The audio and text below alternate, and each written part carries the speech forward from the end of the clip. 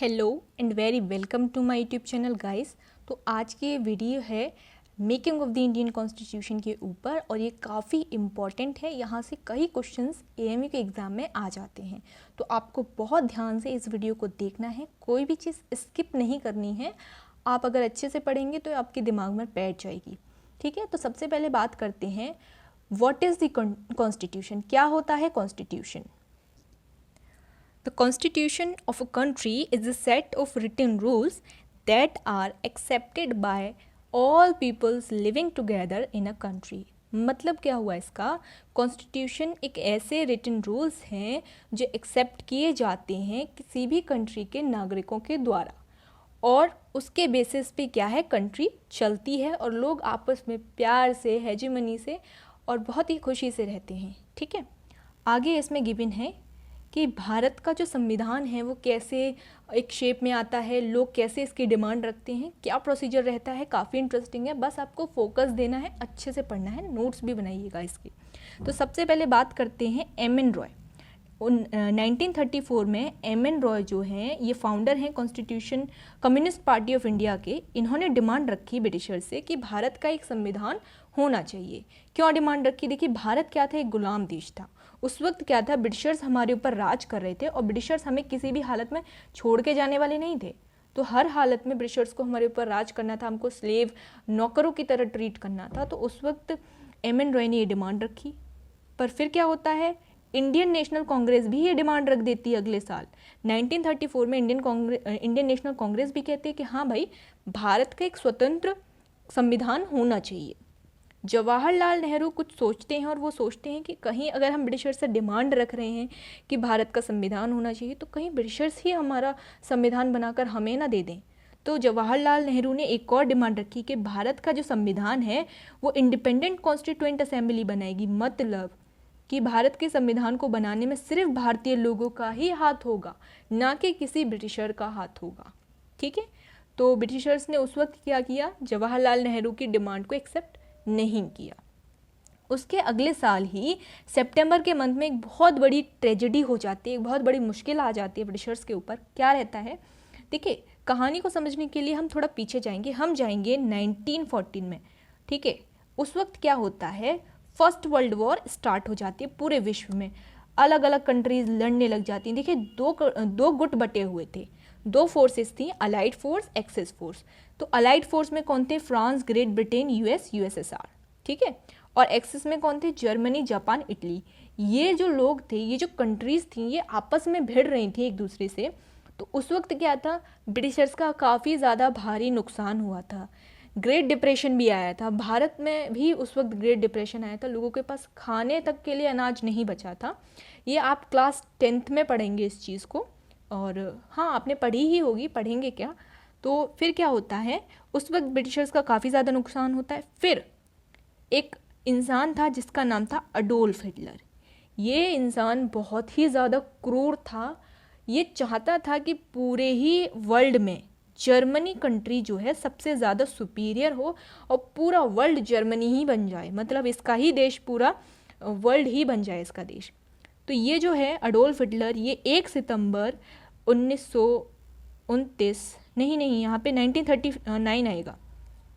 1939 में ये इंसान क्या है, पोलैंड पर हमला कर देता है। अब जब इसने पोलैंड पर हमला किया तो उसके बाद फिर क्या था, सेकेंड वर्ल्ड वॉर स्टार्ट हो गया। सेकेंड वर्ल्ड वॉर कब स्टार्ट हुआ, 1939 से 45 तक ये वर्ल्ड वॉर चला।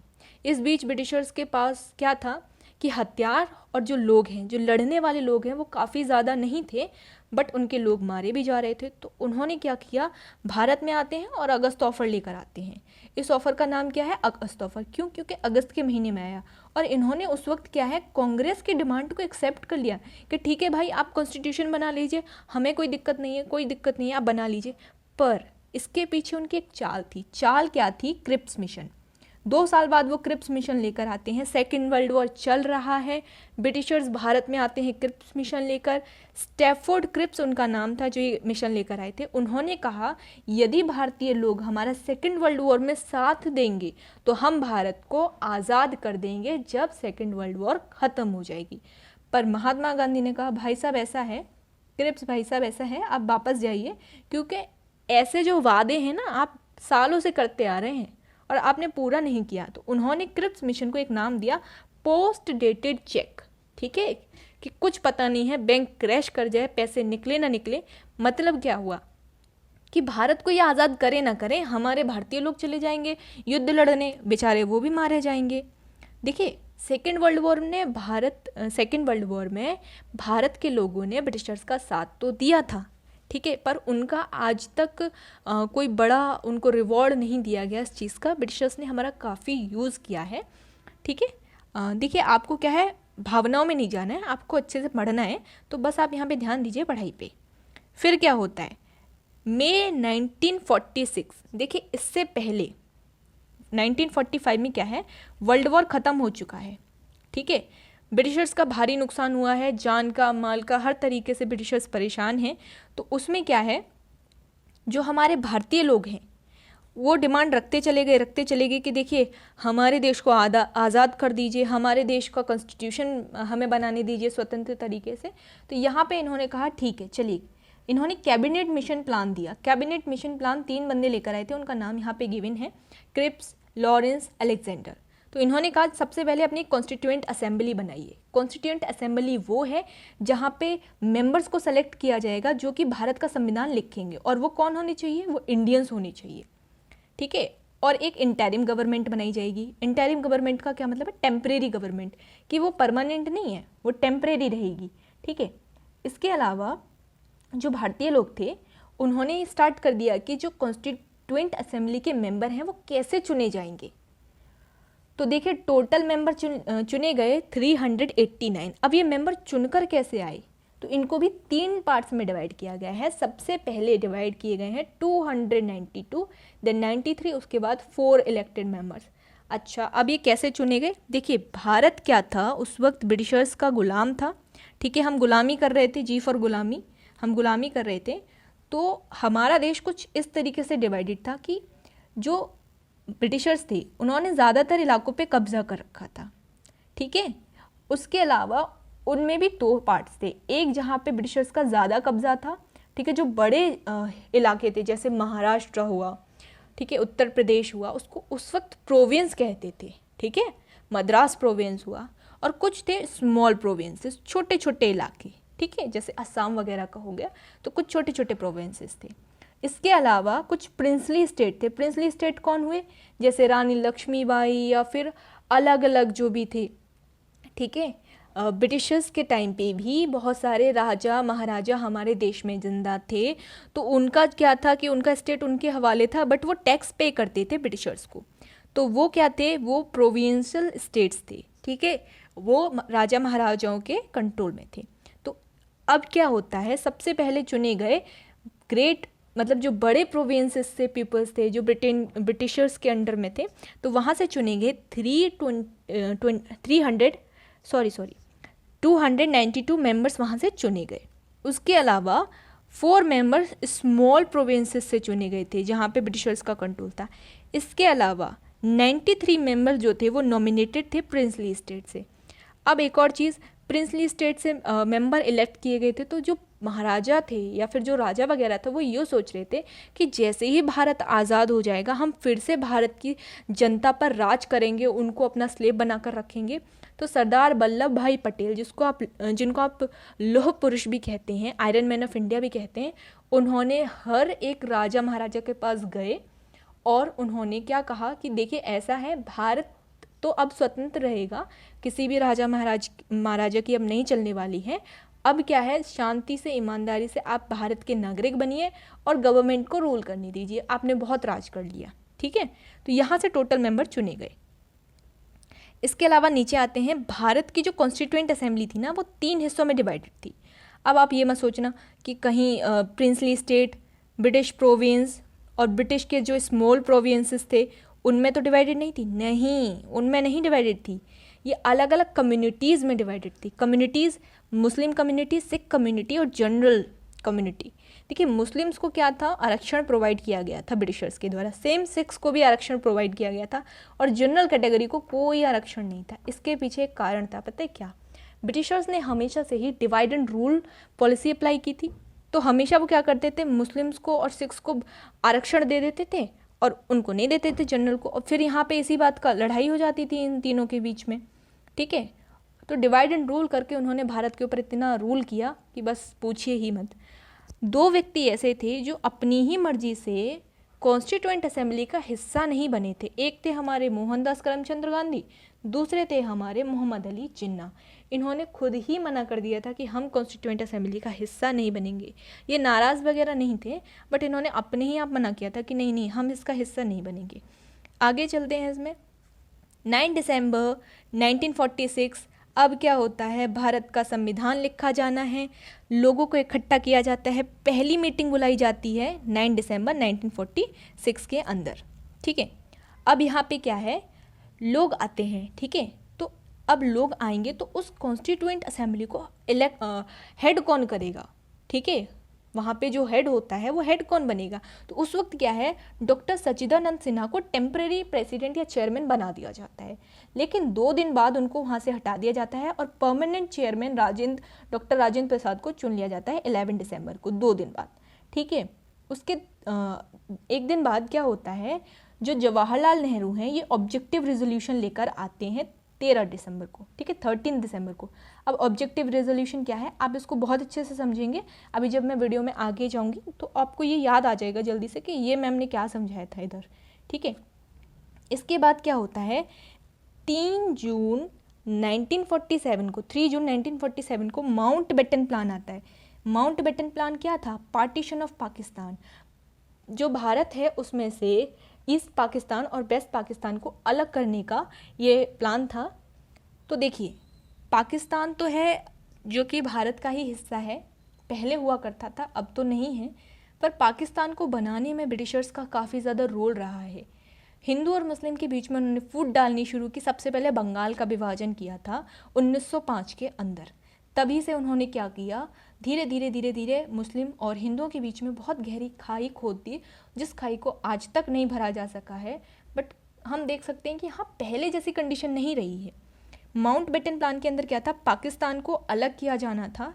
जब पाकिस्तान को भारत से अलग किया गया तो देखिए, अब आप यहाँ पे एक चीज़ नोटिस करेंगे कि भारत की कॉन्स्टिट्यूएंट असेंबली में 389 मेंबर्स थे, पर हम ज़्यादातर क्या लिखते हैं, 299। क्या कारण था कि जो 90 व्यक्ति थे, ये व्यक्ति पाकिस्तान चले जाते हैं पार्टीशन के टाइम पे, इसलिए हमारी कॉन्स्टिट्यूएंट असेंबली में सिर्फ 299 मेंबर रह जाते हैं। इसके बाद भारत का संविधान बनकर रेडी हो चुका है। अब इसको अडॉप्ट किया गया 26 नवंबर 1949 को। उसके बाद इसको इन्फोर्स कब किया गया, इसको इन्फोर्स किया गया 26 जनवरी 1950 को। कहाँ किया गया था, ये तो भाई इसमें नहीं गिवन है, बट इसको इन्फोर्स किया गया, मतलब लागू कर दिया गया कि भारत का संविधान बनकर तैयार है आज से, और इसी दिन से, अभी से हम भारत के संविधान को मान्यता देते हैं, सभी लोग इसके ही हिसाब से चलेंगे। तो इसको बनने में टोटल टाइम कितना लगा, 2 years 11 month 18 days, 2 साल 11 महीने 18 दिन, ठीक है, काफ़ी लंबा समय लगा। और जब लंबा समय लगा तो इससे एक और चीज़ हुई कि जो भारत का संविधान है सबसे लेंदीस्ट रिटन कॉन्स्टिट्यूशन है पूरे वर्ल्ड का, पूरे विश्व का सबसे लंबा लिखित संविधान है। इसके जो ड्राफ्टिंग कमेटी के चेयरमैन कौन थे, डॉक्टर BR अम्बेडकर। ये जो हैं ये मेन व्यक्ति थे जिनका मेन रोल था भारत के संविधान को बनाने में। वैसे तो कई सारे व्यक्ति थे पर इनका मुख्य हाथ था, ठीक है। इसके अलावा हम बात करते हैं प्रियम्बल की। देखिए गाइस, प्रियम्बल क्या होता है इसके बारे में थोड़ा समझिए। देखिए, भारत का संविधान जो है, जब भी आप उसको स्टार्ट करोगे, खोलोगे, पहला इसका पेज ओपन होगा तो उसमें आपको एक प्रियम्बल लिखा दिखेगा जो कि स्टार्ट है we the people of India having, जो भी है डैश डैश डैश, उसमें बहुत सारी चीज़ें लिखी हुई हैं। तो क्या होता है प्रियम्बल, इसको देखते हैं। प्रियम्बल का मतलब है इंट्रोडक्शन किसी भी चीज़ का। अगर आप कोई भी किताब ओपन करते हो सबसे पहले उस बुक का इंट्रोडक्शन होता है, ठीक है, वैसे ही ये है प्रियम्बल का इंट्रोडक्शन। देखिए, पंडित जवाहरलाल नेहरू ने क्या दिया था, ऑब्जेक्टिव रेजोल्यूशन 13 दिसंबर 1946 को। याद आया पीछे मैंने आपको ऑब्जेक्टिव रेजोल्यूशन बताया था, अभी वही चीज़ है। उस वक्त उन्होंने प्रियम्बल को ही दिया था कि हमारा भारतीय संविधान इस चीज़ के बेसिस पे बनेगा। जब कोई बिल्डिंग बनती है ना, तो उस बिल्डिंग को बनने से पहले आर्किटेक्चर क्या करता है, उसका एक नक्शा निकालता है। तो ये वही नक्शा था कि हमारा भारतीय संविधान कैसे कैसे बनेगा। तो 22 जनवरी 1947 को इसको एक्सेप्ट कर लिया गया कि ठीक है, ये ऐसे ऐसे ऐसे है। उसके अलावा इसमें सबसे मेन चीज़ लिखी है we the people of India. क्या मतलब है इसका? ये सोर्स है इसका कि जो भारत का संविधान है वो किसके द्वारा बनाया गया है? भारतीय लोगों के द्वारा ही बनाया गया। हमारे ऊपर किसी बाहरी ताकत ने जोर नहीं दिया है जिस वजह से हमारा संविधान बना है, ये भारत के लोगों ने बनाया है। अच्छा, इसका नेचर कैसा है भारतीय संविधान का? ये सोवरेन है, डेमोक्रेटिक है, सेकुलर है, सोशलिस्ट है एंड रिपब्लिक है। ठीक है, इन वर्ड्स के मीनिंग में अभी आपको नीचे समझाऊंगी, पहले आप ध्यान दीजिए। इसके ऑब्जेक्टिव क्या क्या हैं? इसके ऑब्जेक्टिव हैं justice, equality, liberty and fraternity. ठीक है, और इसमें एक डेट गिवन है 26 नवंबर 1949। इस दिन भारतीय संविधान को क्या किया गया था? एडॉप्ट किया गया था। और इन्फोर्स कब किया गया था? 26 जनवरी। नवंबर की जगह जनवरी आ जाएगा, 1949 की जगह 50 आ जाएगा। ठीक है, 1950। अच्छा, अब यहाँ पे कुछ इंपॉर्टेंट वर्ड्स हैं, इनका मतलब देख लीजिए। सबसे पहले है सोवरेन। क्या होता है मतलब सोवरेन का? देखिए, सोवरेन का मतलब है इंडिपेंडेंट कंट्री। आज के समय में अगर आप अफगानिस्तान को देखते हैं, चाइना को देखते हैं, रशिया को देखते हैं, तो ये कंट्रीज इंडिपेंडेंट नहीं है। किस तरीके से नहीं है? क्योंकि यहाँ पे बाहरी ताकतें, एक्सटर्नल फोर्सेस क्या है, इंटरफेयर करती ही रहती हैं। साउथ कोरिया को देख लीजिए, ठीक है, डिक्टेटर है वहाँ पे। भारतीय जो भारत है वो एक सोवरेन कंट्री है। यहाँ पे किसी भी बाहरी ताकत का जोर नहीं है, कोई बाहरी कंट्री हमारे देश को नहीं चलाती है। उसके बाद बात करते हैं सोशलिस्ट की। सोशलिस्ट का मतलब क्या? देखिए, वो लोग होते हैं जो अपने स्टेट को लेकर सबसे आगे चलते हैं। वेलफेयर ऑफ स्टेट, हमारे देश में गरीबी नहीं रहेगी। ठीक है, हमारे देश में कोई भी अनएजुकेटेड नहीं रहेगा, हमारे देश में सबको काम दिया जाएगा। मतलब लोगों के वेलफेयर के बारे में सोचना ही सोशलिस्ट होता है। इसके अलावा सेकुलर का मतलब क्या है? State has no religion. किसी भी व्यक्ति का जो है अपना पॉइंट ऑफ व्यू रहेगा अपने रिलीजन के बारे में, तो उसको इजीली उसको फॉलो करने दिया जाएगा। कभी भी उसको ये फोर्स नहीं किया जाएगा कि तुम इसी धर्म को मानो। नहीं, हमारा जो भारत है उसका कोई धर्म नहीं है। इसीलिए हमारा जो इंडिया है वो थोड़ा यूनिक है। यहाँ पे हर जाति, हर धर्म के लोग पाए जाते हैं, कई सारी भाषाएं बोली जाती हैं। तो एक खूबसूरती है हमारे देश की। इसके अलावा बात करते हैं डेमोक्रेसी। डेमोक्रेसी तो आप जानते ही हैं, आज़ादी। ठीक है, आज़ादी इसका मतलब ये नहीं है, इसका मतलब है जो हमारी गवर्नमेंट है वो लोगों के द्वारा चुनी जाएगी। गवर्नमेंट ये नहीं कि अपनी मर्जी से आ जाएगी। अब अगर मोदी सरकार चल रही है तो मोदी सरकार हमेशा ही चलती रहेगी? नहीं। कांग्रेस है तो कांग्रेस हमेशा ही चलती रहेगी? नहीं। बीजेपी है या कोई और सरकार है, हमेशा ही नहीं चलती रहेगी। लोगों की मर्जी के बेसिस पे चुनी जानी है। इसके बाद बात करते हैं रिपब्लिक। देखिए, हेड ऑफ द स्टेट कौन होता है? हेड ऑफ द स्टेट होता है prime minister. PM head of the minister होता है। ठीक है, क्यों? क्योंकि इसको लोगों के द्वारा चुना जाता है। प्रेसिडेंट जो है वो नॉमिनेटिव होता है, उसको हम नहीं इलेक्ट करते हैं, उसको वो लोग इलेक्ट करते हैं जो लेजिस्लेटिव असेंबली के होते हैं। ठीक है, तो ये हेड ऑफ द स्टेट जो है वो लोगों के द्वारा चुना गया है। इट मीन्स कि ये आज़ादी है, ये रिपब्लिक को दिखाता है, यहाँ पे दर्शाता है। तो गाइज, ये यहाँ पे टॉपिक आपका ख़त्म होता है। इसके बाद मैं आपको एक चीज़ यहाँ पे थोड़ी सी क्लियर कर देना चाहती हूँ। जो भी चीज़ मैं पढ़ा रही हूँ, आपको सबसे पहले क्या करना है, इसके नोट्स बनाने हैं। ठीक है, आप इसके नोट्स तैयार कीजिए और एंड टाइम पे आपको क्या करना है, इसका सिर्फ रिवीजन करना है। मेरी वीडियोस को बार बार देखिए, ठीक है, जिससे आप एक बार स्लो उसमें देखिए स्पीड में, उसके बाद फास्ट उसको कर लीजिए और बार बार इसको देखिए। तो इससे क्या होगा, आपके दिमाग में ये चीज़ बैठ जाएगी। यहाँ से जो भी इंपॉर्टेंट क्वेश्चन बनने थे वो पॉइंट तो मैंने आपको यहाँ पे बता दिए, बट इससे रिलेटेड क्वेश्चंस मैं आपके लिए अभी थोड़ी देर में इस वीडियो को अपलोड करूँगी। उसके बाद आपके लिए क्वेश्चन वाली वीडियोज़ भी लेकर आऊँगी। ठीक है, और आज आपका टेस्ट भी होना है, तो अपने टेस्ट के लिए रहिए बिल्कुल प्रिपेयर। आपका टेस्ट आपको मिलेगा 3 बजे। ठीक है, तो 3 PM पर आप रेडी रहिएगा। आपका टेस्ट मिलेगा आपको 3 PM पर। ठीक है, thank you so much watching this video. आपके क्या व्यूज़ हैं प्लीज़ मुझे कमेंट कीजिए। अगर कोई प्रॉब्लम आ रही है तो भी कमेंट कीजिए, क्योंकि इस वक्त आपका पढ़ना बहुत ज़्यादा ज़रूरी है, क्योंकि आपका एग्ज़ाम बिल्कुल सर पर है। मेहनत कीजिए अच्छे तरीके से। Best of luck. Thank you so much.